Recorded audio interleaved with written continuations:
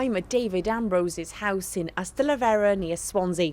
But I've got to be quick to catch him in, because as soon as the spring comes, he'll be off to his caravan on the West Wales coast. It's where he enjoys watching TV in the peace and quiet.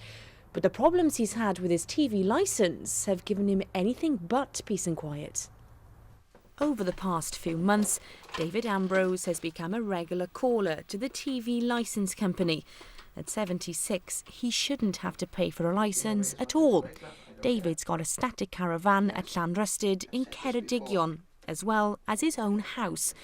But as he lives alone, that shouldn't matter, even though he's technically got 2 dwellings. On the television licence, it says you do not have to pay if there's only if there's somebody at home and there's somebody in the caravan. So you've got to pay then. But being as I had nobody at home, I didn't have to pay. Just weeks after David bought a television for the caravan last May, the TV licence company got in touch to say he needed to purchase a licence from them at a cost of £145.50. It was a nice letter. Then the second letter then was a little bit cheeky. Then third letter came and he said, you will be fined £1,000. We will come and visit you and you could go to court. So I wrote him a A1 foolscap sheet of paper letter back to him. No answer. After he'd sent this note explaining his reasons not to pay, David told his friend on the caravan site about what had happened. You're pulling my leg, he said. You don't pay, he said. You can't have 2 licenses, he said. You don't pay. But the TV licence company still insisted he did, even though they'd contradicted themselves in this letter. I went to the Citizens Advice Bureau and they said, you don't have to have another licence, he said, because this covers your television in the caravan. So I phoned her up to tell her about it.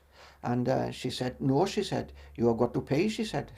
And I was so fed up of phoning people up and writing and phoning and not having any sense out of any of them. I paid her with my debit card. David soon realised that was a big mistake.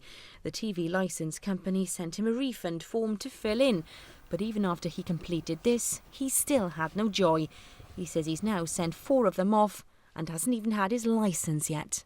You must feel so fed up with it all, David. I'm fed up with all the paperwork I got there. It's getting on your wick. That's what happened when she said you got to pay. I said, oh, right, blow it. Let's pay it to get it off my back out of the way.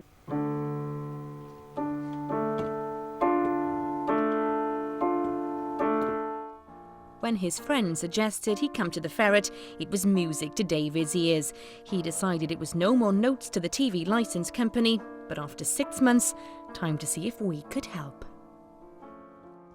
We'll see if we can get the full refund back for you. Good. And hopefully an apology from them as well. Yes, that's what else is annoying me, is you write to them and they ignore you.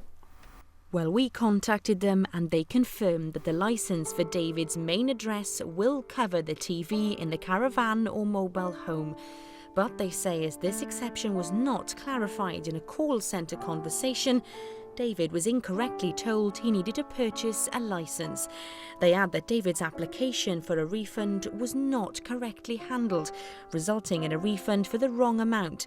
They say they've now fully refunded David and have sent a letter apologising for these errors. They admit that the way this inquiry was handled falls short of their usual standards when dealing with TV licensing customers.